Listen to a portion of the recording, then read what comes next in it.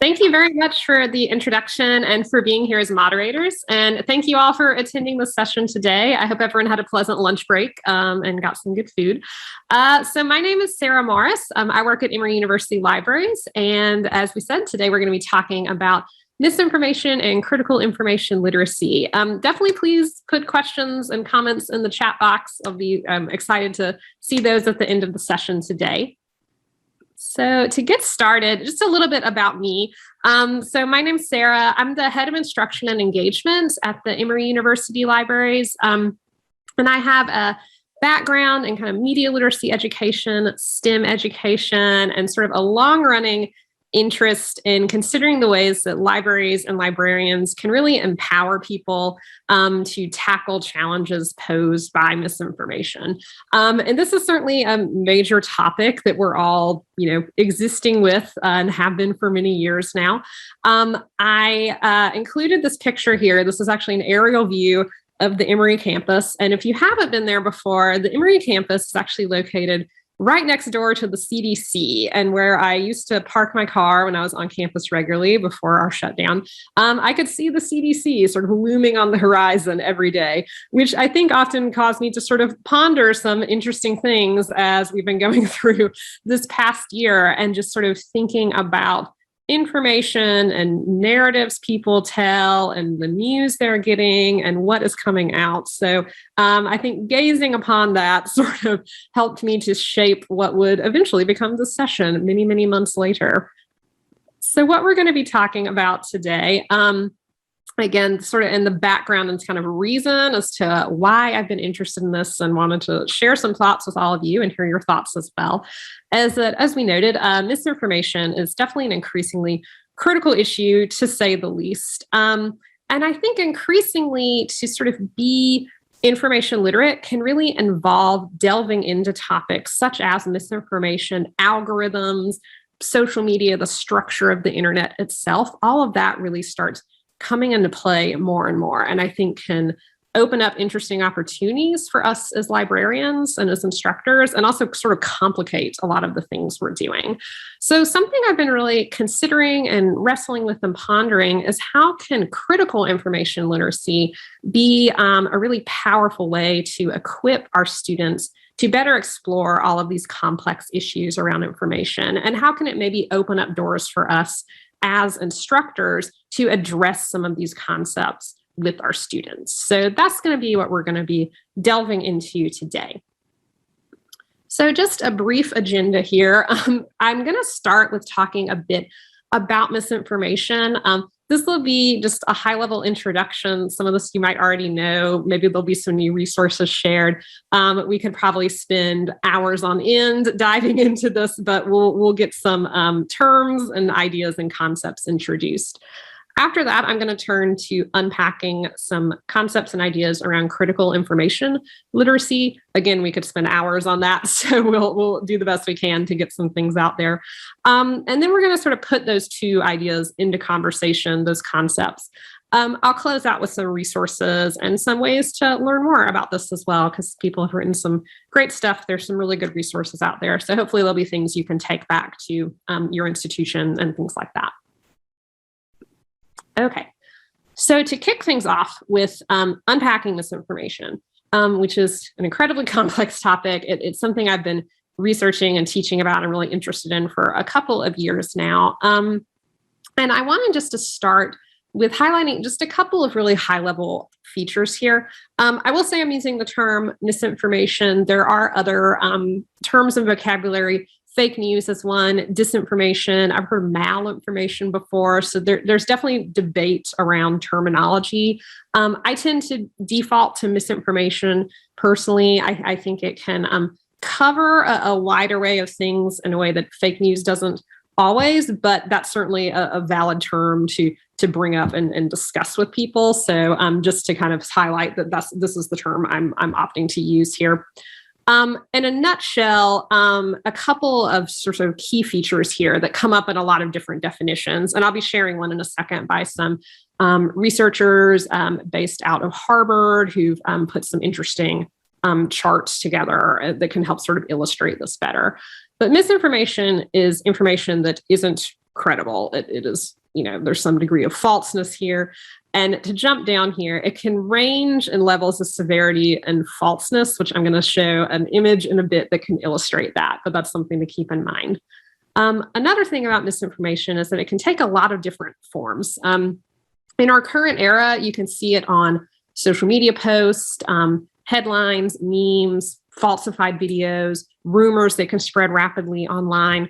Of course, it's also worth noting this information isn't new. It didn't just spring out of nowhere when the internet came into being. So there are many, many famous historic examples of, again, false headlines or pamphlets that were spread, rumors that were spread. So misinformation has been around for quite a while, and it can take a lot of different forms and spread in different ways in sort of the internet and social media era. It can also be very difficult to spot and can spread really quickly online, since it can take a lot of different forms. It can have sort of, again, degrees of severity, degrees of falseness. So it can really be hard to spot. And this is why I think, information literacy skills can be so valuable to impart to people and help them develop and help them get better at sort of spotting some of these things. So this is a chart. I include the link here if you want to check it out. It is by an organization called First Draft News, and they identified 7 different types of mis and disinformation. They kind of use those terms simultaneously. But just to highlight some things here, at sort of one end of this chart, you have something like satire or parody. So you could think of maybe something from The Onion here. So this doesn't have the intention to cause any harm. Maybe it's meant to just be humorous, but it could actually fool somebody. So, somebody, and this might have happened to you, as happened to me before, you sort of glance at an Onion article headline, you're like, wait, is that real? Wait, hang on a second. You're like, oh, it's satire. Okay. But so again, the intent wasn't to cause any disruption, but it could fool somebody. Another example kind of at that farther end is something they term a false connection.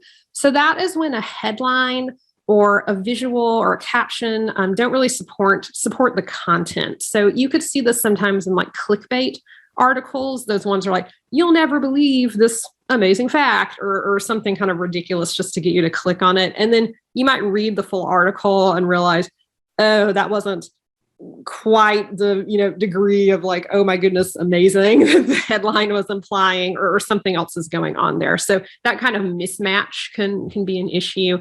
You can see that sometimes in so like tweets coming out, and again, that sort of clickbait, just seeing the headline. Maybe the article itself has other information that adds more nuance and makes that not quite as matching up as it could be. Misleading content, again, is sort of misleading use of information to frame an issue, for example. So this can get, again, at sort of mismatches, things like that. Then as we go along here, we're getting into more where the sort of intent and severity is sort of going up. So a false context is where genuine content is shared with false contextual information. They also start talking about fabricated content or imposter content. And imposter content, an example of that is where a genuine source could be impersonated. So there was a famous example a couple of years ago. It's been taken down now, but there was a website that was sort of spoofing ABC News. And so instead of abcnews.com, it was abcnews.co, but it was designed to look almost exactly like the ABC News actual website. And it had sort of malware, and there were other things going on. It was kind of a scam. So that would be an example of where somebody thinks they're getting maybe information from a legitimate news source, and it's actually kind of a scam or like a spoof website. A fabricated content or manipulated content as well. This getting into deep fakes, where maybe people are doctoring an image for something. There's something designed to deceive you. So I like this chart, and I like to share it with students sometimes, because I think it can capture some of the complexity, again, of misinformation. And I think introducing that idea of an intent and sort of severity of impact can be important to consider when you're looking at this topic. At that one end, again, sort of a satire that isn't intended to fool somebody, but could actually fool somebody, maybe give rise to some sort of rumor flying around. at the very far end, you have that sort of manipulated content where someone's deliberately trying to like falsify information, to spread untrue information around and things like that. And that kind of murky middle where a lot of things are. And again, you have that sort of interplay of intent and severity of impact. So this is just something I like to share with students and thought I would share with all of you to kind of get at this idea of misinformation and the different forms it can take. So to shift along, there are, of course, many sort of forms and features of misinformation, and a couple of things I just wanted to highlight here that come up when you start looking at different examples. So misinformation tends to crop up a lot amongst controversial topics or areas where people aren't agreeing on an issue. Things like anti-vaxxer sentiment and debates, that's certainly a controversial issue. You see misinformation crop up a lot with maybe different science topics. Politics can come into play. This also connects to these other features down here. Complicated issues can also be a kind of area where misinformation can crop up.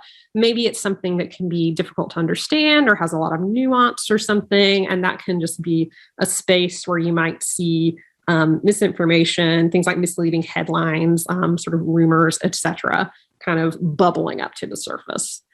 Emotional topics as well. A lot of examples of misinformation can actually be pretty emotionally manipulative. It can sometimes sort of play on fears or spark a really strong emotion that will lead to somebody perhaps like sharing that information. So maybe you're sort of angry or outraged about something, you want to do something, you click share, you didn't bother to read the whole thing, or maybe do some research because you're just feeling very strongly about it. So that can, there's been some interesting studies about how things can just start flying around the internet because everyone's just, the outrage is being fueled and you're sharing this, that, and the other. So those emotional topics can be a space too, where it might not be easy for somebody to take a beat, fact check, etc., and can lead to maybe confusion or you being sort of misled or fooled by something. And finally, there's often a kind of need for answers. You see a lot in kind of examples of misinformation. So the misinformation itself can maybe provide a sort of explanation or a sense of or reinforcing an existing view. So it can actually, maybe make someone feel better if they're stressed about something. So, and there are definitely a lot of examples out there, again, with something, being confusing or whatever, maybe a stressful situation. And this kind of gives you some sort of answer that you could work with. I often use examples from like the Roswell conspiracy theory when I'm teaching. It's an interesting conspiracy theory. It's been around for quite a long time. It's gone through a lot of iterations, but this idea that, is there something about this idea of, aliens and them crash landing that maybe reinforces something you already think or gives you some answer to something you feel you need, or is so complicated that you're kind of latching onto a certain narrative here, et cetera. So lots of different examples. To get to some other historic ones, there's things like the fake, that the moon landing was faked, which has been around for a long time. But I think for some people it was, there were some studies that maybe it was sort of complicated to understand how somebody got to the moon and we landed there and the whole process of that. And so for some people, it became, more believable for them or something they could latch onto that this was faked and it was done in a production studio, et cetera. So another kind of long running conspiracy theory that you could see maybe creeping out of some of these issues here. So we looked a little at some, again, features of misinformation. It can often crop up in very complex issues, maybe certain really like technical or scientific or medical things that are tough to understand. There's a reason snake oil salesmen operated for so long as, again, providing sort of an answer to something that's convenient. They can be very emotional, very controversial issues. So you have all of this boiling around and you maybe have some misinformation kind of cropping up. So how does this spread?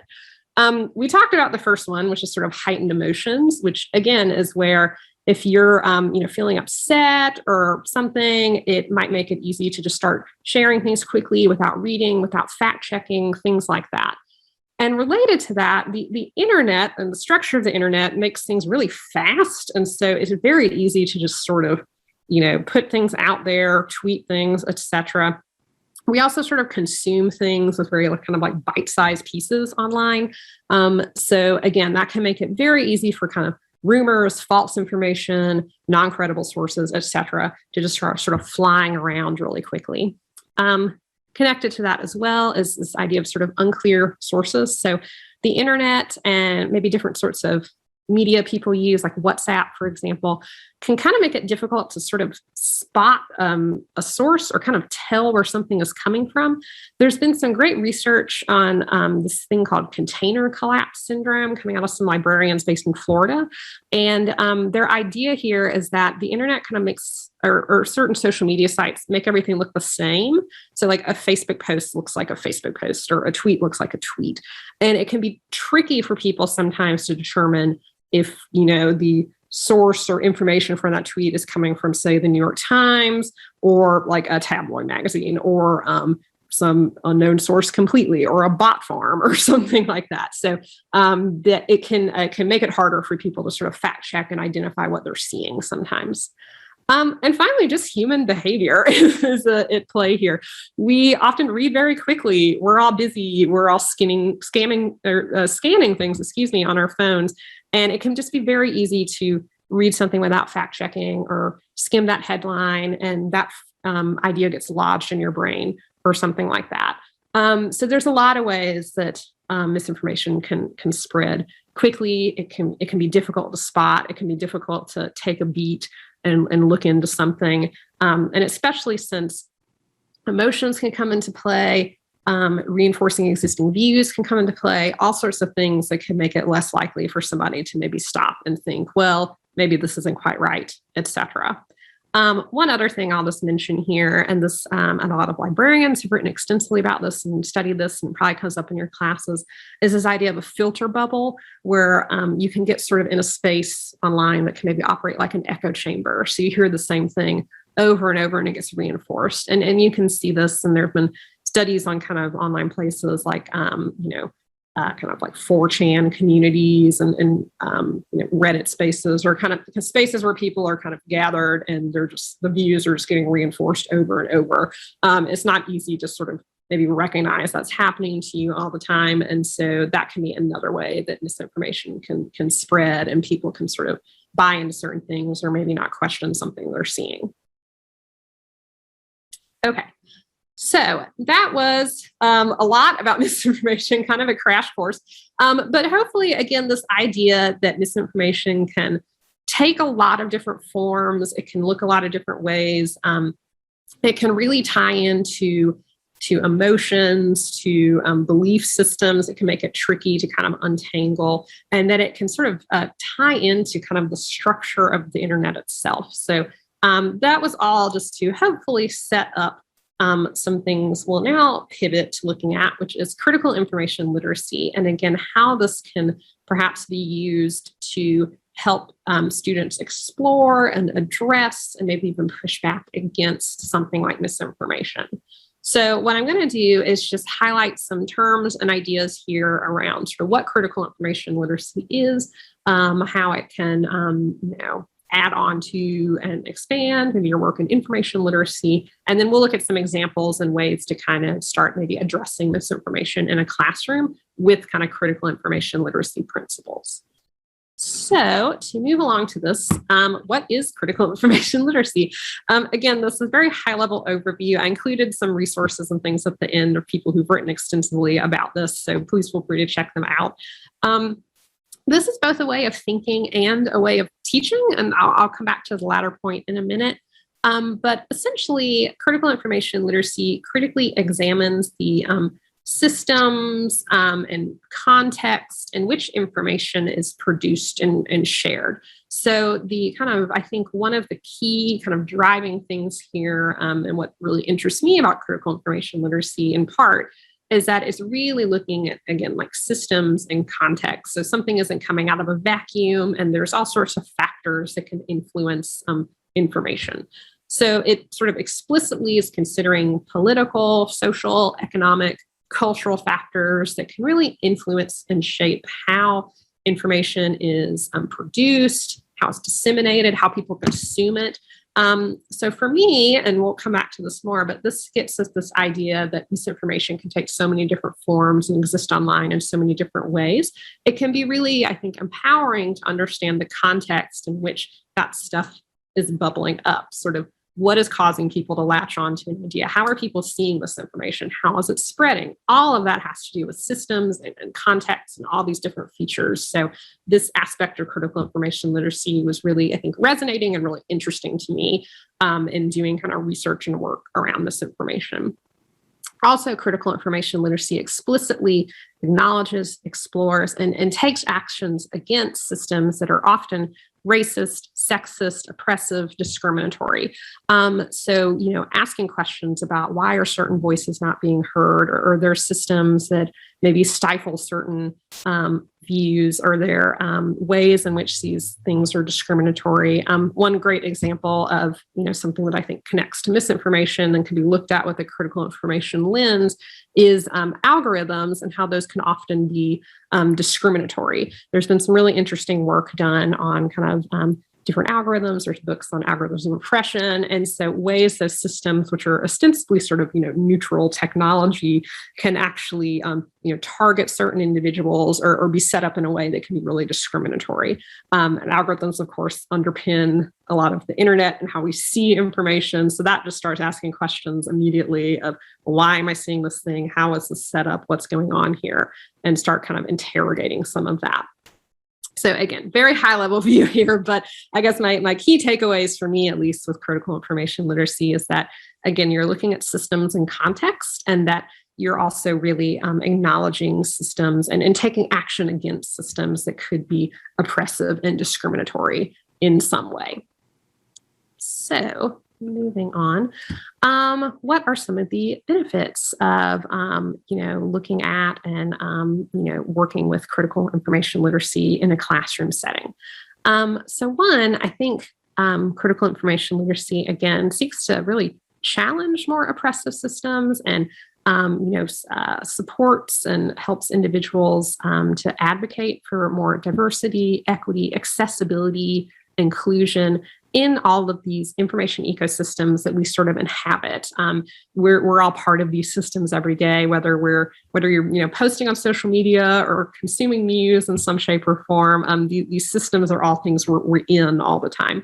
And so, taking a stand to be an advocate for making sure these systems sort of work for everyone and are inclusive and are accessible is something that I think critical information literacy can empower people to do.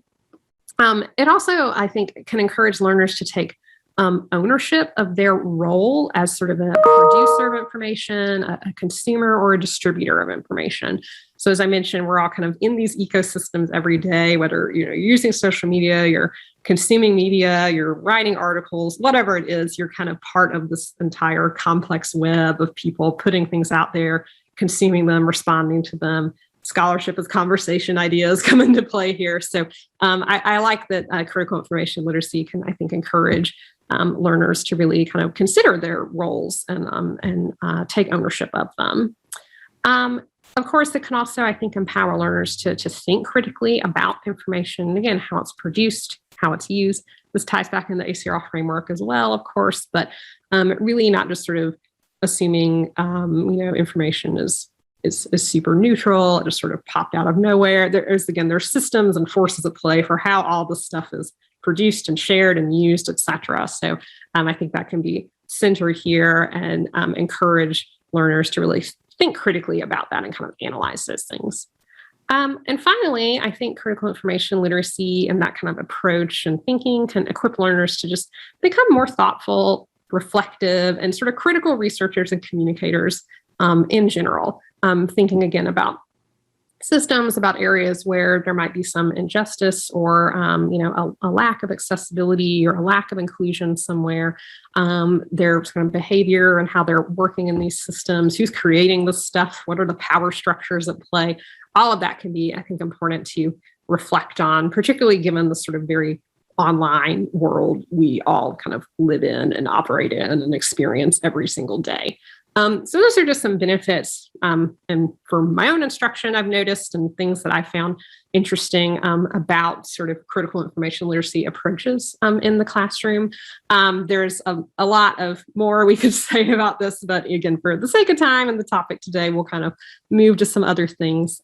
One thing I did just want to note as well, though, is that I mentioned critical information literacy is sort of it's a way of sort of thinking and approaching information and information science and studies and things, but it's also sort of a way of teaching. And there's a lot, and there were some great presentations yesterday and throughout the rest of this conference. You should check out the talk very eloquently about this, but I think it can lend itself to approaches in the classroom that can be very, community building and very student-centered, and putting students first and kind of approaching things as sort of a partner in learning with students. So a lot of this can involve really just unpacking and delving into issues and debates and discussion. And so I think there's a lot of interesting pedagogical approaches, anti-racist pedagogy, critical theory, and critical pedagogy that can be come into play with incorporating critical information literacy into a classroom setting. So just something to consider as well for your own kind of teaching and how you might like to approach your pedagogy, approach your instruction, approach sort of building a learning community with your students. Okay, so what I want to do now is look at ways to use critical information literacy to help learners better understand and explore misinformation, which, as we noted, is a very complex array of topics, and there's a lot of, I think, ways to get at it. I will say one thing out the gate. I know as librarians, and I deal with this challenge as well constantly, we often have limited time with students. We often do one-shot instruction. What I will touch on here, that I just wanted to kind of mention out the gate, is that I really think that librarians can be sort of uniquely situated to help students explore some of these issues around misinformation with our expertise in things like information literacy. And that I think critical information literacy and kind of bringing misinformation into lessons can sometimes be an entry point for opening up a conversation with faculty about, ways to look at some of these issues, ways to address these things, ways to like team up and work together around this. I've definitely had conversations with faculty before who they're interested in this topic and they're not sure where to start either. And it can just be a rich space for collaboration sometimes when you're both kind of starting from that space of, all right, well, let's figure this out. How can we explore this? We feel this is important given the world we live in, given things like the infodemic caused by COVID-19. Are there ways to bring this in? And so that can sometimes, I think, open that door in an interesting way and get that conversation going to maybe explore ways to interact with students and ways to bring this in. The other thing I'll just say is I think sometimes it can be a small thing you bring in. It doesn't have to be a total overhaul of everything, but sometimes even just an example of a current event, or maybe kind of just an aspect of critical information literacy you want to touch upon. Maybe it's even just starting to talk about scholarly publishing practices with students and see where that leads, and kind of interrogating some of those power structures, or an evaluating source lesson that kind of brings in some current examples and includes social media as well. So it can be small things as well that maybe you're sparked to bring in or that are interesting to you. But I just want to acknowledge that out the gate because I know one-shots can be a very uniquely challenging proposition. So that being said, I think that, again, information literacy instruction can already kind of naturally lend itself to exploring and unpacking and maybe tackling some of the effects of misinformation. We empower learners to evaluate information, for example, search strategies, things that, filter bubbles could come up in our instruction. So just different ways to make learners aware of, the tools they're using, the information around them. I think all of that can naturally lend itself to maybe bringing misinformation into that conversation or those lessons. And critical information literacy can, I think, take it even further and help you address maybe some of the thornier, more kind of emotional aspects of misinformation sometimes. So a couple of ideas here just for incorporating critical information literacy into a lesson that you might be considering on misinformation. One, of course, is that critical information literacy, again, it really kind of looks at investigating systems, power structures, the context of things. So, community belief systems to the architecture of the internet. So if you kind of, I think, frame something with that critical information literacy lens, it can sort of open up the door to considering sort of, well, how did this misinformation come to be, or why is it spreading, or what's going on? I found that can be helpful sometimes as well, because a lot of misinformation, since it is controversial, it can get into really tricky political issues and different things that maybe it's not the best space for you to get into in your instruction session, or something you're just not really wanting to go down that particular road. But I think sort of framing it as trying to understand, why this came to be, or how this is working, or where this came from, can sometimes provide some analytical or critical distance from some of that. Unpacking emotional aspects of information can certainly be an aspect where, again, critical information literacy can maybe aid in that effort, aid in doing that. And again, you're looking at something with that critical lens, that analytical lens, and sort of interrogating, asking those questions, thinking about systems and things like that.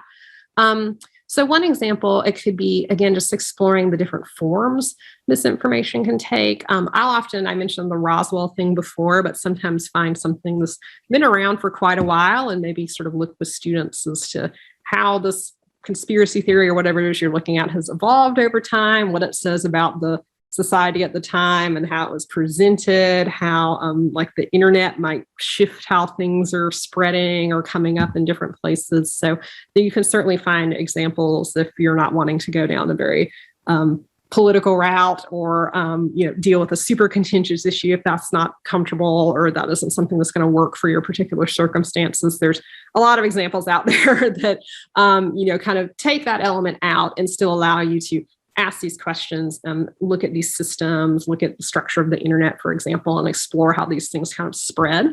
Some other ones, and we have some resources at the end, again, that have some examples you might consider bringing into your own class if you're kind of unsure where to start. I mentioned snake oil salesman before, kind of looking at kind of bogus pharmaceutical advertising over the years can certainly be something interesting.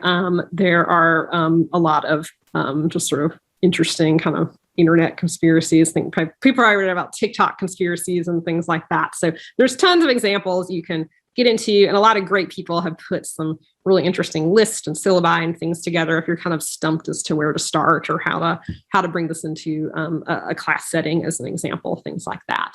Anyway, the main thing here is that I think, again, that critical information literacy stance on kind of investigating systems and structures can be an interesting kind of through point for looking at examples of misinformation and just kind of asking like how this came to be, where this came from, what's going on here, or why it's spreading this way, things like that.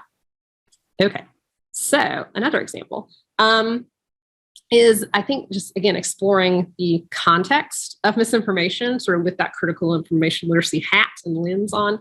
It can be really empowering and powerful. So you're investigating, again, systems and structures, that's already at the core of critical information literacy.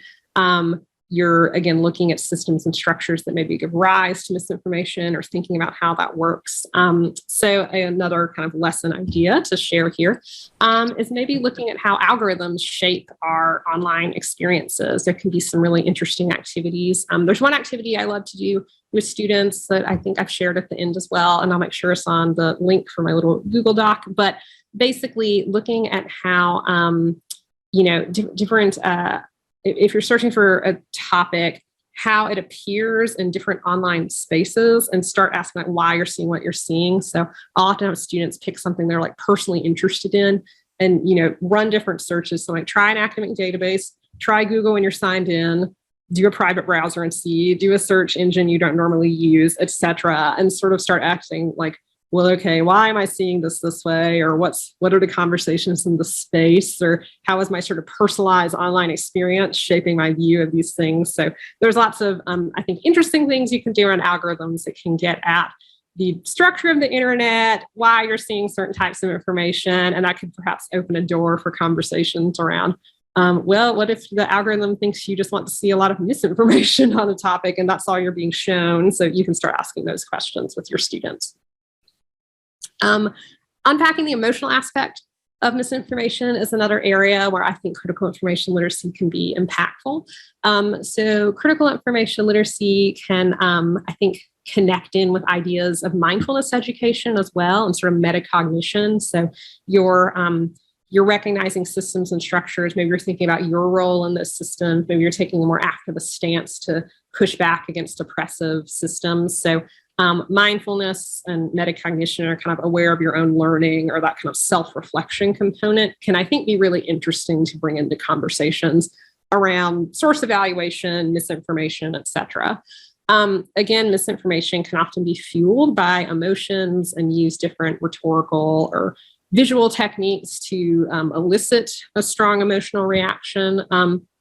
So a lesson idea, and something I've done before, is have students actually engage in a mindfulness reflection activity, maybe unpack how a headline is making them feel.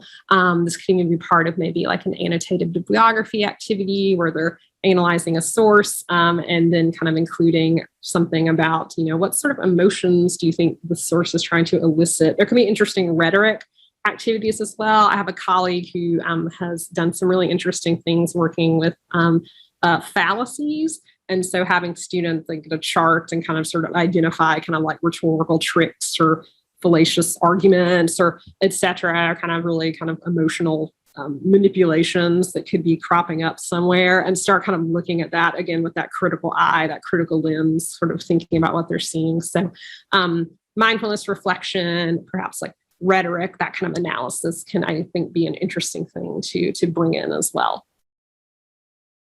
Another thing is just, again, considering different forms of misinformation. So as we noted, misinformation can be very emotional. It can crop up from very complex and contentious issues, and it can take a lot of different forms. So again, I think critical information literacy can work really well here, connecting with things like media literacy and considering different information ecosystems and system structures. Again, back to that as always. So a lesson idea just to share here, if you're kind of looking at different forms of misinformation, is have students trace a piece of misinformation through different media formats. So I mentioned that I've had students do that with like Roswell conspiracy before, kind of look at that evolution over time. Another thing I've done with students, and I've adapted this from colleagues, the amazing work at our Emory Health Library, but they'll have students take a piece of sort of maybe medical information that was reported in the news, and perhaps it had a slightly, again, back to that earlier chart, maybe the intent wasn't to mislead, but the way it was reported was confusing or could give rise to misunderstanding, and have students go back to the original scientific article and see what it was said, what it actually said. So there's interesting ways, depending on your subject, to have people kind of trace. It's a way to bring in scholarly literature as well as sort of popular media, and see how conversations can differ in those two realms, and how that can give rise to misunderstanding sometimes unintentionally, but then you end up having misinformation spread around. There is a wonderful Twitter account I enjoy called Just Says in Mice. And so it's basically about all these headlines or articles you might see about scientific studies, where they'll there was a rather infamous one about drinking red wine is the equivalent of going to the gym or something. I'm paraphrasing slightly, but the study was done on mice, essentially. So basically they made it sound like this was a boon for all humans. You can drink all the wine you want, gym no more. It was actually just a study for mice, and so they don't know how that would apply to humans. So they have a lot of examples, and they're fairly tongue-in-cheek about it, but it gets us this idea of how maybe popular media covers scientific studies and scientific news, and how that might give rise to kind of misunderstandings and things like that. So if you like jokes about mice and scientific studies, you can go check that out. Okay, so just to kind of wind down here, I did include 2 links. One is a worksheet for potential lesson planning, and this just prompts you to maybe reflect on some questions, your own classes, your own context, things like that. Is there a space where or an aspect of misinformation you'd like to explore? Is there a element of critical information literacy that you could think can assist you in that endeavor, and something you could bring in to your class to reflect on, or an approach you could take? I also included some selected, again, readings and resources as well. I tried to include kind of a mixture here. There's some about misinformation. There's some about critical information literacy, and you can kind of put those into conversation and dialogue as you like.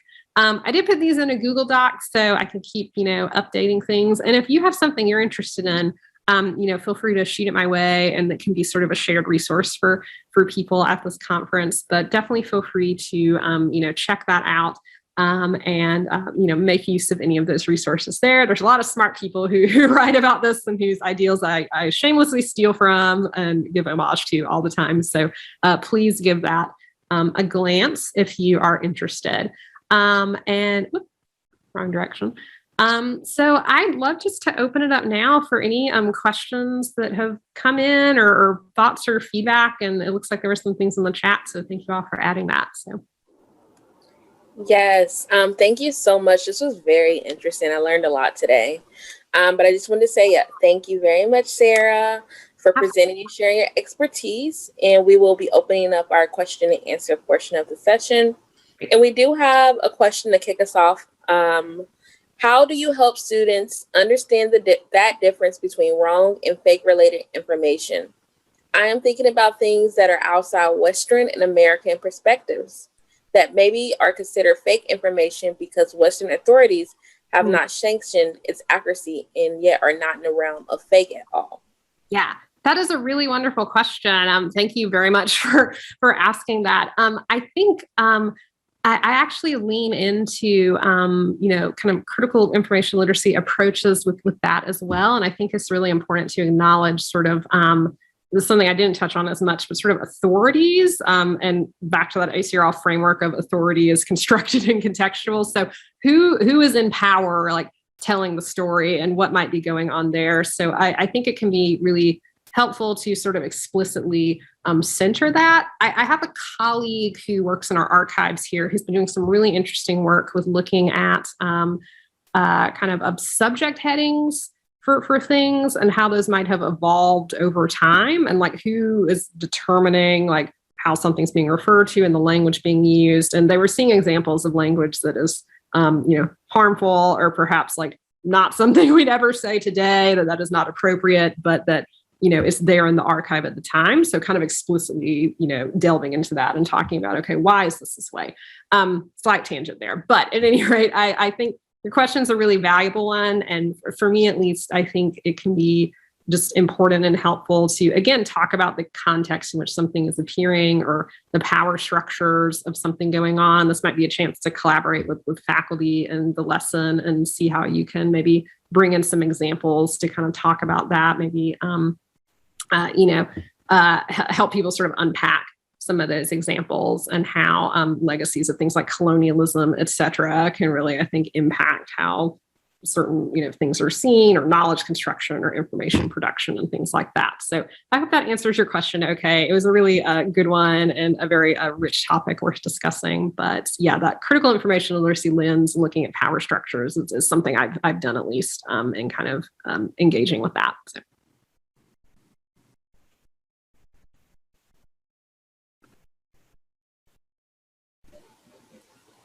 If you all have any more questions, please submit them to the question and answer box. We just had one pop in. What advice would you have for introducing this kind of focus on interrogating misinformation when collaborating with faculty on a one-shot session? Who might you want to prioritize other things? That is a really, really good question. And that is, something I've been trying to talk more about with faculty that I work with. This can depend on your circumstance. If you maybe have a relationship with the department chair, for instance, where you're working and want to kind of approach this and get a discussion going about, can this fit into sort of the learning outcomes of the major, et cetera. I think depending on, the class topic too, I might do some thinking about, is there something we could bring in here? At least in my experience, bringing it up, a lot of times I do have some success, or there's interest in that, and people sort of recognize this as something, perhaps worth bringing in. Other times that conversation doesn't go well, and somebody maybe just has a different sense of how they want to do things, and that's okay. That doesn't always work out. I think too, it can be worth, discussing with library colleagues as well. Are there chances to do sort of workshops at your institution and maybe sort of sidestep the kind of confines of the one shot sometimes? In this past year, since we've been teaching remotely, I've been working with colleagues on things like we use Canvas at my institution, but kind of modules and things that can be embedded into a class. So again, kind of trying to extend that interaction outside of the one shot. But I guess I would just say, I think depending on your circumstances again, and I don't know what's going on for you, but it could certainly be worth, broaching that conversation, maybe thinking about the subject and how it can tie in. There's so many different examples of misinformation that, you can come into a lot of different subject areas with that.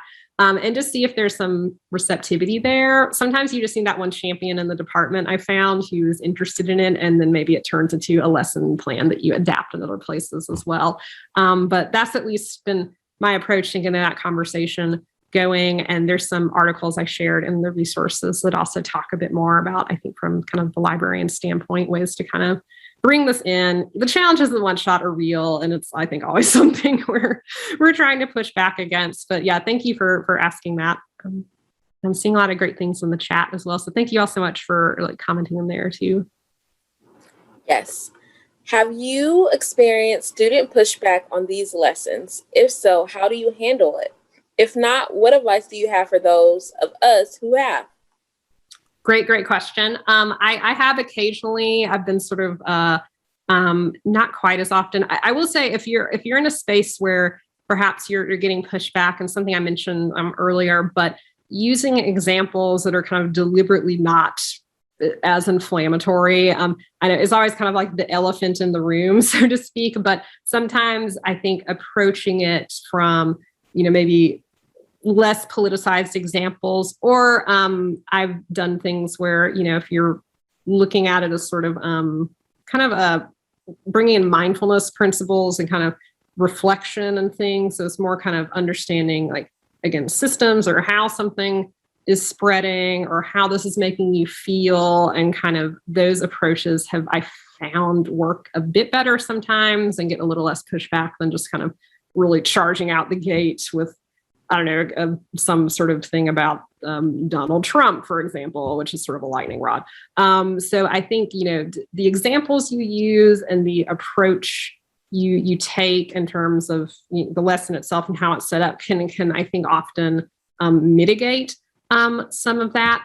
I also, anytime I do a class on misinformation, and I will actually add this to the Google Doc, even in a one shot, I think it could be worth sort of adapting kind of a community engagement standards and principles and having that discussion out the gate with the students that, hey, we might have some examples that are triggering for you in a certain way, or this stuff can be contentious. How would we like to handle that? Do we need to have a signal to take a break, or if the debate's getting heated, if you need to step out of the room, et cetera, or figure out a way to have respect shown, et cetera. So I think having that conversation out the gate too can sometimes be helpful in just setting the expectation, setting that kind of community engagement principles with the class and getting everyone kind of on the same page and hopefully feeling confident and comfortable within that classroom environment. So that could be something to consider as well. But yes, these are wonderful questions, and thank you all very much. Yeah. If there's anything else. Okay, and we have another question that came in. Yeah. How do you find examples of misinformation? Yeah, I do just a lot of Googling around and asking colleagues. And I think a lot of us just have kind of little shared Google Docs at this point with random examples. There's a lot out there. There are some great, there's people who put full syllabi online, and kind of pulling from their examples can sometimes be helpful as well. And I think kind of like with anything, I think a lot of us probably have canned searches we use a lot in databases, just certain terms we love. So you might just start discovering some things like that. But I have my email on the last slide. I'm happy to share any of my list of examples with people, or point you to other ones I found that are great. But it can be a very individual thing. And again, it depends on what you want to get out of the the lesson, kind of maybe the class topic you're dealing with, if you're trying to find an example from a certain field or area or etc. So yeah, but I would just recommend looking at maybe syllabi or other presentations, or asking around to colleagues and things like that. There can be great stuff. Places like Snopes and fact-checking websites can also be a good place to check out. PolitiFact, for example. They're debunking the things, but can often lead you to kind of initial, maybe conspiracy theory or example of misinformation that you want to bring in. And the last thing I'll say, depending on how much of interaction you're having with students, and this doesn't work as well in a one-shot always, but if you're seeing them more than once, it can be worthwhile having students bring in their own examples. Just say, get on your social media, or like, did you see something that you want to talk about, and kind of let them drive that and have that ability to bring in their questions, their thoughts, their examples, and take that ownership. So I'm seeing stuff in chat. Great. And thank you all again so much for the chat. Really appreciate it. That's some wonderful points, and yeah, just appreciate the commentary there. So